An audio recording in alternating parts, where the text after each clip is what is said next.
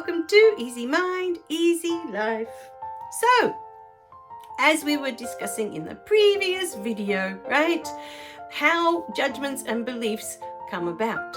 Now, I wanted to share here, it's been months and months and months, it's been almost a year since I had, I had a moment, right, where this all kind of started to unravel for me. And from that moment, I kept seeing the word phoenix everywhere, and my friend the same. I have a friend, I'm very close, we talk all the time, and she kept seeing either signs, pictures of a phoenix or the word phoenix, and it comes up at least once a week that I will see it, and sometimes 2 or 3 times in the same day. And I went in to do a self-healing because I was saying to my guidance team, I'm saying, what is the point of receiving all these messages, right, if I don't have a clue what they mean? What's the point?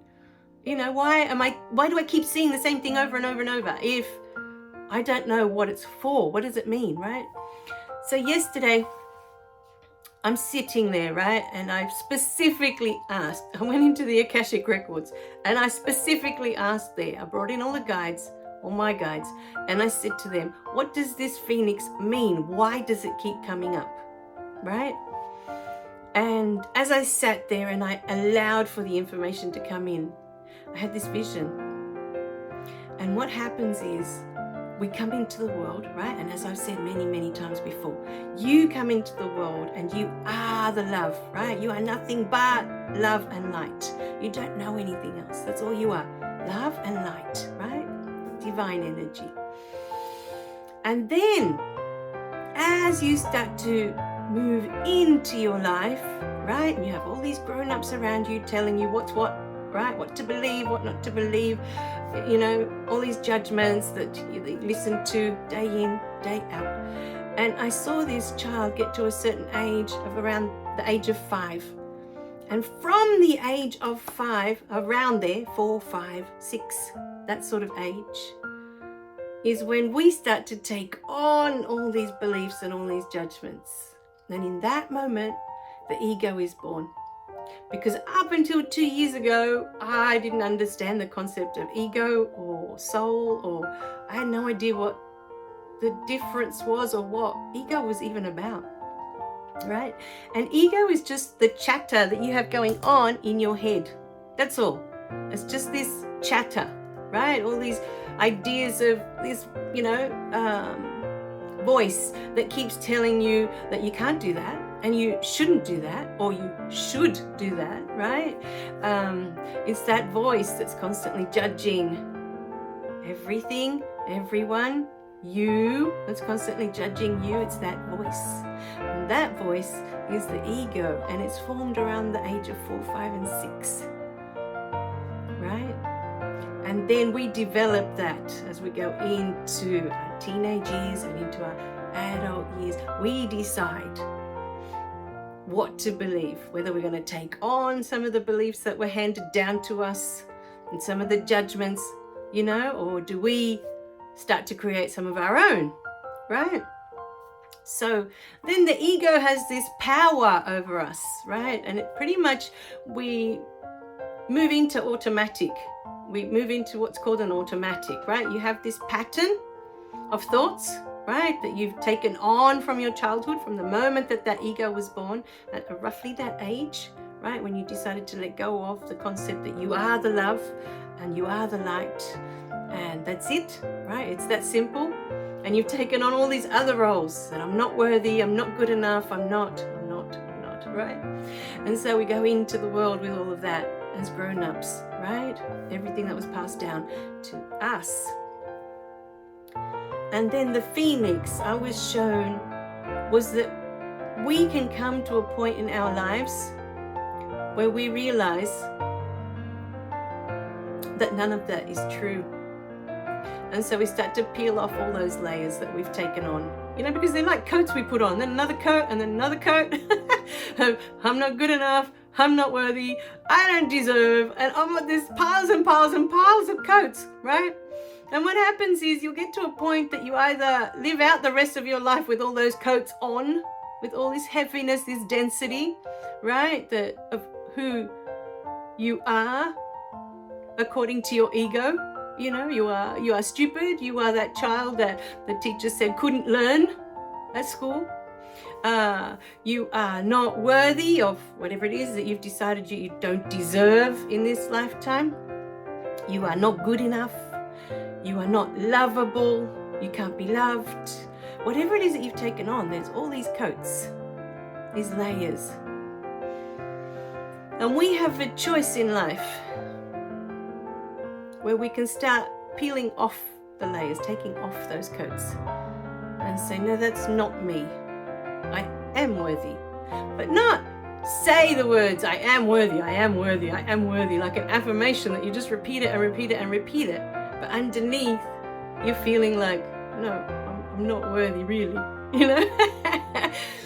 I mean, when you really realize that that's not you, right? That's not you. That coat, that layer that you put on was something that was passed down to you. And it could be either from your parents, from teachers, from neighbors, like from all the people around you, from society as a whole, right? What the general people out there believe.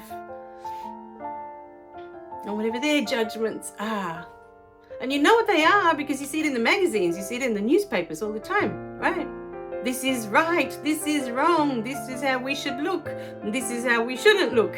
This is, you know, we're bombarded all the time on TV, you know. You're always bombarded by what society thinks, believes. So there's no mystery there, you know. And it's up to us when we realize that that was the ego that took on all that stuff, but it's not really who we are, our essence, our spirit, our soul, who we really are. It has nothing to do with any of that. And when you realize that, is that you can start throwing all those layers, all those coats that you've taken on, that you've believed as truth, you can start to put them into the fire. That's the phoenix. And in burning all those layers, burning all those coats of who you are not, when you realize that they're not you, that's the phoenix. Then you can rise from the ashes and you can allow your soul to guide the way. Because your soul knows what it came here to do. And I promise you, it has nothing to do with the clothes that you wear. It has nothing to do with the car that you drive. It has nothing to do with the house you live in. It has nothing to do with you being a mother, you being a daughter, you being a son, a husband, a grandfather. They're roles that we take on in this life to have all of these experiences.